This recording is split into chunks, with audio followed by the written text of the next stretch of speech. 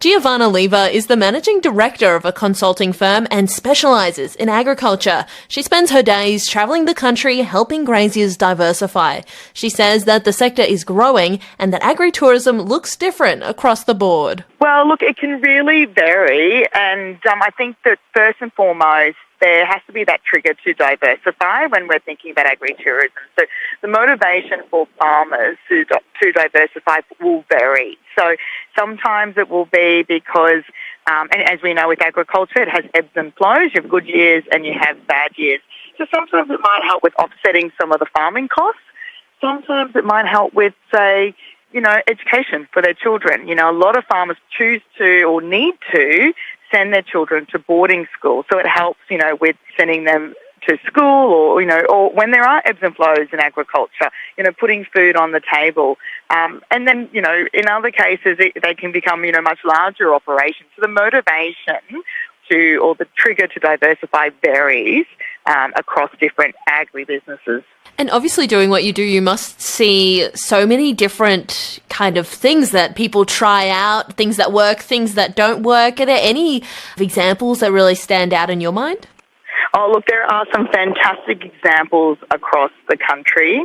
The beauty about Australia, we have a really diverse agriculture. So, unlike our neighbours or our friends over in Europe where agritourism really, was born, in Australia we've got, a range of commodities. So the types of diversification can, be anything from station stays and farm stays, and that might be, out here we're looking at restoring and renovating shearers' quarters, through to camping and glamping, for instance, when we're thinking about, accommodation, through to some really interesting farm tours to learn about agriculture production, because at the end of the day, the visitor or the tourist, they want to get close to, the people, the place and the produce. And if they can do that and learn and engage, that's a fantastic experience. But our job is to work with farmers who are looking to diversify, to help them build sustainable businesses that are going to last and that, really works in well with their agriculture business. When it comes to looking at the market and what consumers are looking for, are there any kind of things that may not be obvious to somebody who doesn't know much about agritourism that are what consumers are looking for? Yeah, of course. So the visitor is looking for an experience that is safe. They're looking for an experience that connects them with nature and the land and educates them. A lot of people, may not know exactly where all their food comes from, but, they're interested and typically the agritourism visitor wants to learn, wants to get close to the produce and they want to connect with the people on the land and learn about the stories and their agriculture and the agribusiness, but also living on the land as well. And when it comes to those graziers and farmers who are running, working stations, and then they're also doing a little off track into tourism or into something else, do you have any tips to how you can do both at the same time? Yeah, 100%. Well, first and foremost, agritourism must happen on a commercial farm in the first instance to be true agritourism.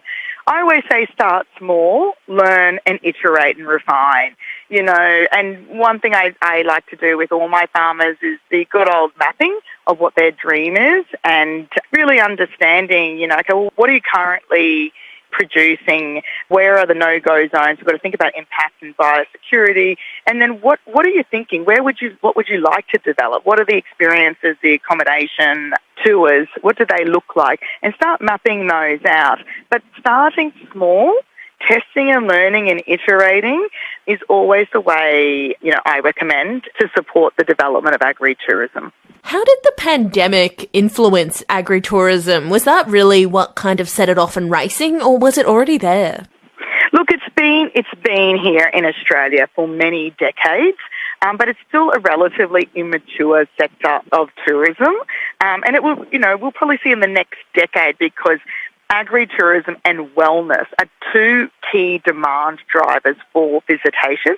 So we'll see it maturing over the decade, and that's why there is so much investment going into and resourcing into supporting farmers to diversify into agritourism and also wellness. That's consultant Giovanna Lever there, speaking to Coca-Cola Connor.